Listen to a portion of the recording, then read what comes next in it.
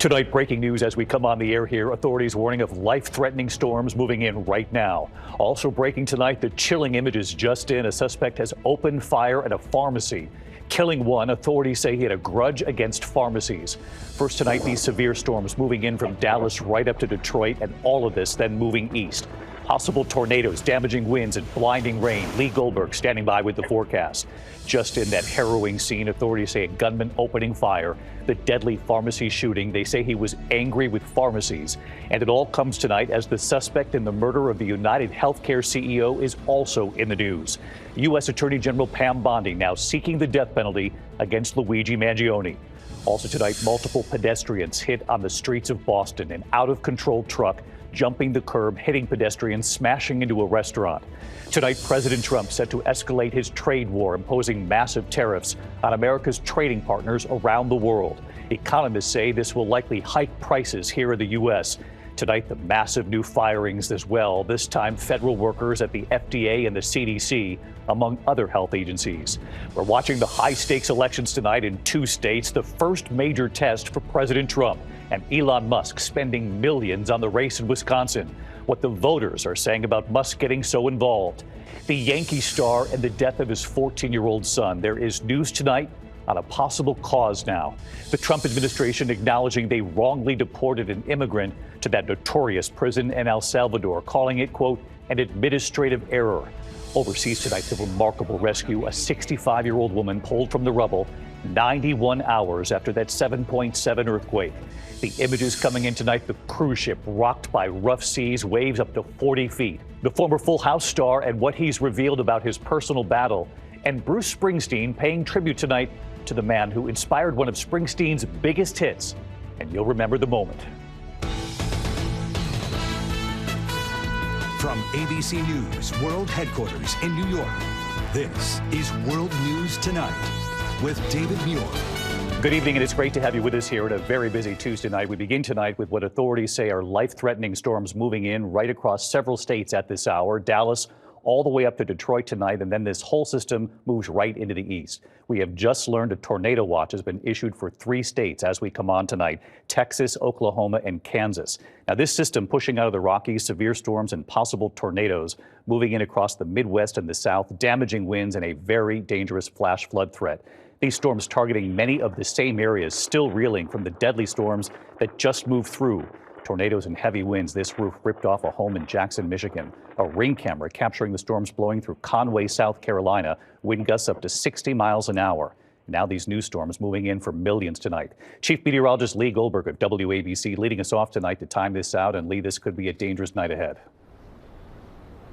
David, those radars across the plains are already starting to come to life as showers develop, and we have that tornado watch you talked about. It's a severe weather outbreak and a major flood event back to back. Look at all the alerts from the West Coast into the heartland, whether it's winter or wind or tornado, fire, flood, all across 2/3 of the country. Tonight it's across the plains from Abilene to Omaha, but the greatest threat from Oklahoma City to Kansas City, and multiple rounds of storms overnight. Now the biggest threat for severe weather comes tomorrow. That's from Dallas to Detroit. But that area in red, it was upgraded today to a moderate risk. That's a level 4 out of 5. And that's the greatest threat for strong tornadoes, destructive winds, and large hail. And there could be multiple rounds of that. Then the system puts on the brakes. So Wednesday through Sunday, we could have extreme rainfall totals. Widespread area of 6 to 10 inches from Arkansas to Ohio, maybe over a foot of rain. That could arrive here in the Northeast with some rain as well. David? Lee Goldberg leading us off here tonight. Lee, we appreciate it. We turned out to the breaking news just coming in, a harrowing scene. Authorities say a gunman opening fire, a deadly pharmacy shooting.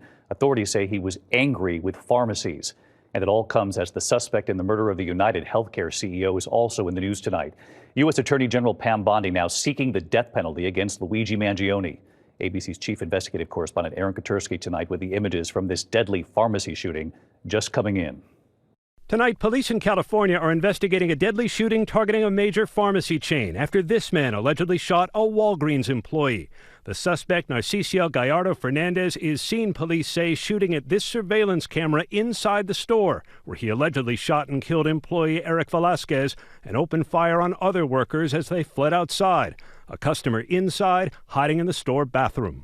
When they arrived, they found Narcisio out front, the suspect, who was reloading his handgun at his vehicle. Police say the suspect did not know the employee he killed. We do know he has a general disdain or grudge against pharmacies, large-scale pharmacies, by statements made. That is one of the reasons why Walgreens was selected. Law enforcement officials around the country have warned of the potential for violence after the assassination-style killing of United Healthcare chief Brian Thompson. Tonight, Attorney General Pam Bondi announced that Thompson's alleged killer, Luigi Mangione, would face the death penalty if convicted. And as for that California shooting, David, the suspect was arrested outside in the parking lot of the Walgreens. He has not yet been charged, but prosecutors say murder charges are expected as soon as tomorrow. David? Aaron Katersky with us here tonight. Aaron, thank you. Now to the horror on the streets of Boston tonight. Several pedestrians have been hit by an out-of-control truck jumping the curb, hitting those pedestrians, and then smashing into a restaurant. Here's Trevor Ault. I hope it's still alive, though. Tonight, a terrifying scene in downtown Boston. The truck is rolled over. There's a lot of people injured on the ground. This box truck plowing into pedestrians just before 1 this afternoon in the Chinatown neighborhood. Barreling through multiple power poles, crashing into a restaurant, landing on its side. The cab wrapped around the light pole, the restaurant's window shattered. Chris Sullivan was out getting lunch. We thought, well, maybe a bike crossed in front of him or something. I don't know. It looks like, we weren't really sure, but I just walked through there literally 10 seconds before it happened. This surveillance video showing the Penske rental truck begin to veer onto the sidewalk. This easily could have been a far worse circumstance given the time of day and how many people tend to be in this area at the time. David, so far officials say they don't believe this was suspicious or intentional. They're investigating whether the driver may have had a medical emergency. David? Trevor Ault with us as well. Thank you, Trevor. We turn now to the U.S. economy tonight. President Trump set to escalate his trade war tomorrow, imposing massive new tariffs on America's trading partners around the world this week. Economists say this will likely hike prices right here in the U.S. We're also following tonight these massive new federal firings, this time federal workers at the FDA, the CDC, among other health agencies. Here's our chief White House correspondent, Mary Bruce. Tonight, the nation and the world bracing for what President Trump calls Liberation Day. In less than 24 hours, the president set to reveal tariffs targeting America's trading partners, which could upend the global economy. They're reciprocal, so whatever they charge us, we charge them. The scale and targets of Trump's tariffs still unclear, but economists warn the cost to American consumers could be steep. Tariffs are taxes on imported products paid by American businesses, who then raise prices for consumers. The president says his goal is to bring manufacturing back to the U.S. Today, the White House telling Americans to trust him. You should trust what this president did for you in his first term. He effectively utilized tariffs while driving down inflation. The president acknowledges Americans could feel some short-term pain. The big question, how long will it last? Experts caution it will take years to shift manufacturing to the U.S. In the meantime, prices could skyrocket on everything from electronics and apparel to cars and groceries. In Evanston, Illinois, shoppers like Carla Hayden are worried. Canned goods might go up because of the tin, all these prices, and they're just going to be rolled right into the consumer's pocketbook. But others like Jim say the president's policies deserve a chance. Is it going to work? I hope so. I'm willing to give him a chance. It comes with another piece of Trump's government overhaul now underway. Outside government buildings today, long lines of health and human services workers waiting to learn if they've been fired. 10,000 layoffs beginning today. Many caught completely off guard, arriving to work only to find their badges cut off. Some top officials given just 24 hours to decide if they want to relocate to new jobs, thousands of miles away in Alaska. Among those fired, the FDA's top tobacco regulator, under whose leadership teenage tobacco use dropped to its lowest point in a decade. Also laid off researchers working on everything from drug use and mental health to reproduction and infertility, and most of the office that investigates workplace safety. Meanwhile, on Capitol Hill, a marathon protest of the president's policies. A new poll from the Associated Press shows 58% of Americans disapprove of his handling of the nation's economy, with 40% approving. The senator from New Jersey. Democratic Senator Cory Booker of New Jersey taking to the Senate floor for over 20 hours, speaking out against the Trump administration and what he calls a nation in crisis. Are you better off than you were 72 days ago under this president's leadership on the verge of his so-called Liberation Day that's going to drive prices up even more?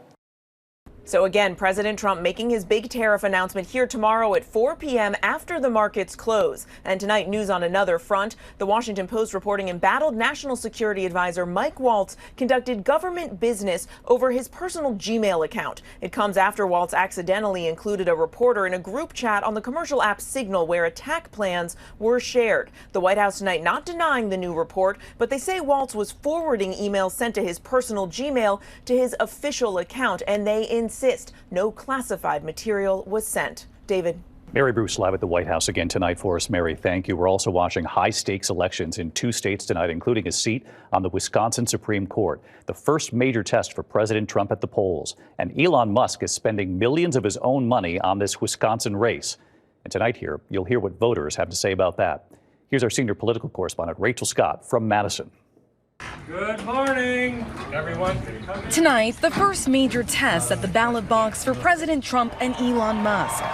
The world's richest man pulling out all the stops, turning the race for Wisconsin Supreme Court judge into the most expensive judicial election in U.S. history. What do you think of my hat? Musk spending $20 million of his own money to help elect conservative Judge Brad Schimmel. I feel like this is one of those things that may not seem that it's going to affect the entire destiny of humanity, but I think it will. Whoever wins will have the key swing vote on Wisconsin's high court, with a major say over which party controls key congressional seats here and how abortion policy is decided. This race matters. It's important. We have to stop the politics on the Wisconsin Supreme Court. The liberal candidate Susan Crawford cast this race as a referendum on Trump. This is about our Supreme Court. It is about our rights, and it's about our state. And we're not going to let Elon Musk take any of that away from us. So are you with me? Let me first hand out 2 $1 million checks. In the final days, Musk upping the ante, personally handing out 2 $1 million checks. But 69-year-old Julie Helmrich says that could backfire. I don't care. If I loved that judge, I would vote against him because I don't think a billionaire should be buying our judiciary. Dwayne Holst, who tells me he voted for Trump, says he's voting for the conservative in this race, but not because of Elon Musk. I leaned towards Judge Schimmel. I'm just impressed with him, with his character and just the way he is as a man. And David, voters also heading to the polls today in Florida, where there are 2 congressional special elections. One for former Congressman Matt Gaetz, who President Trump initially selected to serve as his attorney general. The other one for former Congressman Mike Waltz, who is currently serving as the president's national security advisor. Both these seats in traditionally Republican districts. And tonight, both Republicans able to hang on to those seats as Republicans hang on to their slim majority. David. All eyes on Florida and on Wisconsin, where you are tonight, and we appreciate it. Thank you, Rachel. We also have new reporting tonight on the heartbreaking death of that Yankee star's 14-year-old son. Authorities in Costa Rica tonight say they have now discovered high levels of carbon monoxide near the family's hotel room. Here's Ariel Reshef. Tonight, new details in the sudden death of baseball star Brett Gardner's 14-year-old son Miller while on a family vacation in Costa Rica. Investigators in a specialized unit saying there were high levels of carbon monoxide contamination near the hotel room where Miller was staying. Pues se detectaron altas emanaciones de contaminación de lo que es monóxido de carbono. Authorities noting a machine closet nearby, which could have emitted the deadly gas, potentially causing the incident. The night before Miller's death, nearly 2 weeks ago, the Arenas del Mar resort saying it dispatched a medical team to tend to multiple Gardner family members after they fell ill. But Miller died in his sleep early the next morning.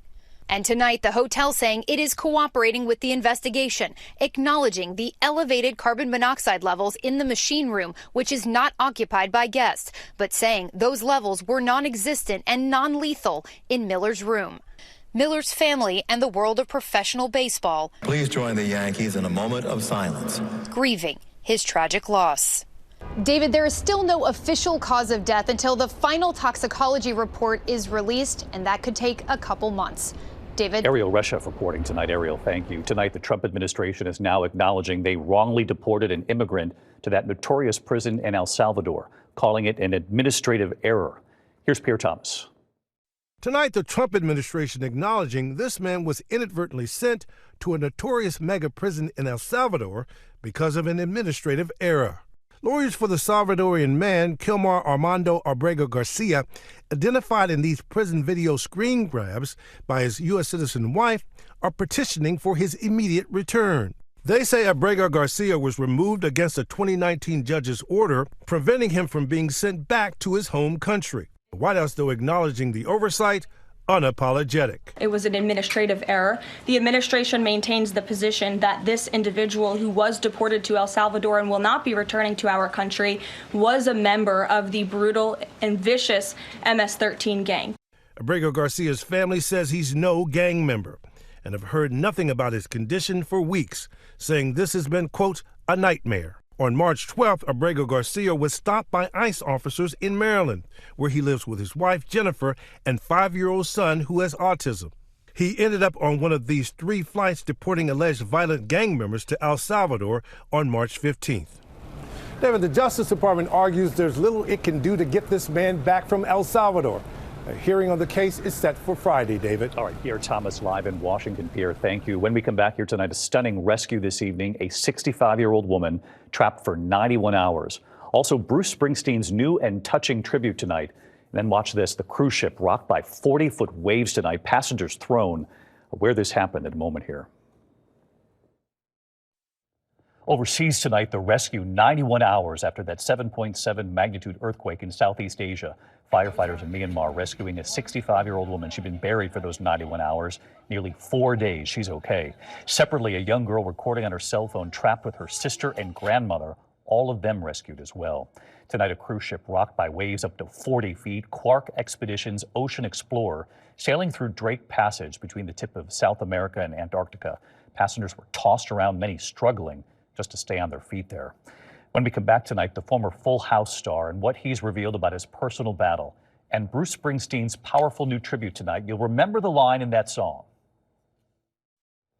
To the Index tonight, former Full House star Dave Coulier now says he's cancer-free. The actor and comedian diagnosed with non-Hodgkin lymphoma last year. Tonight, he's thanking family and friends, fans for their support. Of course, we're glad he's okay. Tonight, the cast revealed for 4 biopics for the Beatles, 1 movie for each member.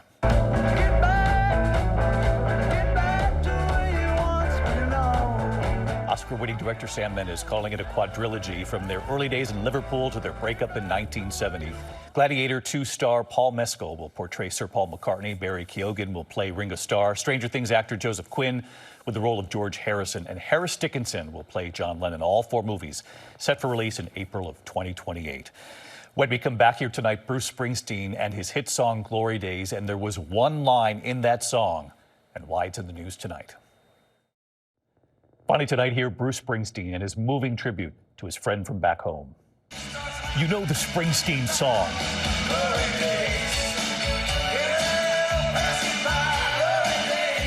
Glory Days. Bruce Springsteen's hit from his 1984 album Born in the USA. And the music video, Bruce on the Mound. But did you know the baseball line in that song, this line, was actually based on one of Springsteen's high school friends growing up?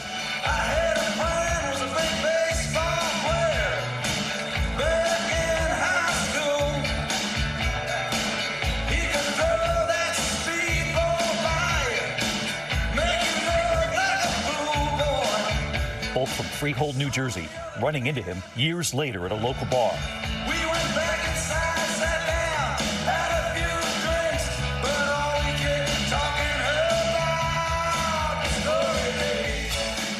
That man's name was Joe DePew.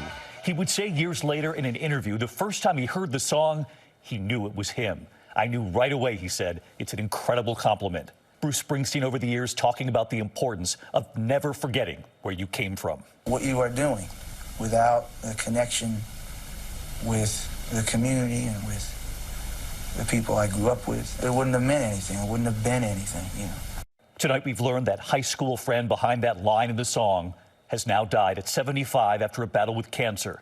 And Bruce Springsteen writing tonight, just a moment to mark the passing of Freehold native and ball player Joe DePew. He could throw that speedball by you, make you look like a fool. Glory days, my friend. honoring Joe DePew, the ball player from back home, the friend from high school. I'm David Muir. Thanks for being here tonight. I'll see you right back here tomorrow. From all of us here, have a good evening. Good night. Thank you for making World News Tonight with David Muir, America's most watched newscast.